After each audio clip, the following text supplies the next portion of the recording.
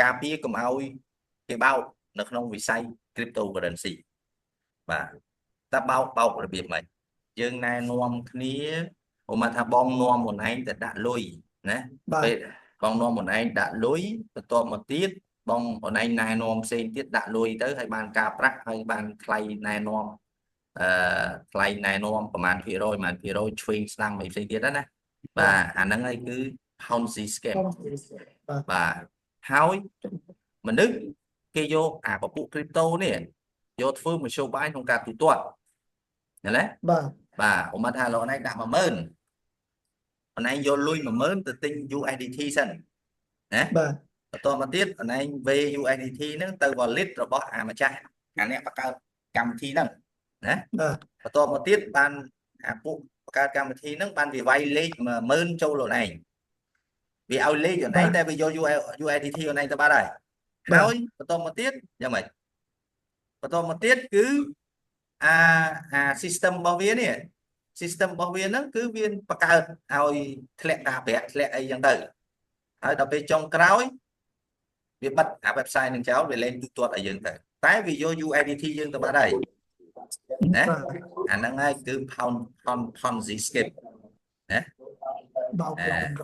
ហើយដល់ពេលអ្នកមិនជុល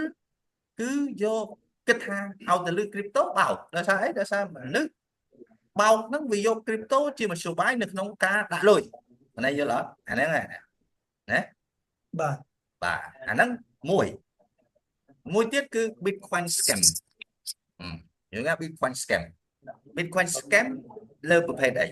បងធ្លាប់វាថាមាន scammer មួយវាថាអូខេខ្ញុំមាន Bitcoin ចង់ផ្ញើអ្នកឯងអាចទទួលបានអត់ដល់យើងអត់ដឹងយើងថាខ្ញុំអាចទទួលបានអញ្ចឹងយើងវាចាប់ផ្ដើមបោះ link ឲ្យយើងឥឡូវអ្នកឯងទៅចុះឈ្មោះនៅ website នេះសិនពេលដែលយើងចុះឈ្មោះ website អីហើយ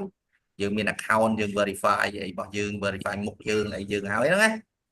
អូខេពេលហ្នឹងវា load អា Bitcoin ហ្នឹងចូលនៅក្នុង wallet របស់យើងហ្នឹងយល់ load ទេ load ហ្នឹងមានន័យថាវាដាក់ទិន្នន័យហ្នឹង Bitcoin នៅក្នុងកាបូបរបស់យើងនៅក្នុង website ហ្នឹងហើយវាទាមទារឲ្យយើងបាញ់ Bitcoin ហ្នឹងចេញពីអា website ដែលយើងបង្កើតហ្នឹងមកកាបូបយើងពេលដែលយើងបាញ់អត់ចេញទេដល់ពេលបាញ់អត់ចេញវាថាឥឡូវណែដើម្បីបាញ់ចេញណែត្រូវបង់ fee ជា Bitcoin ប្រហែល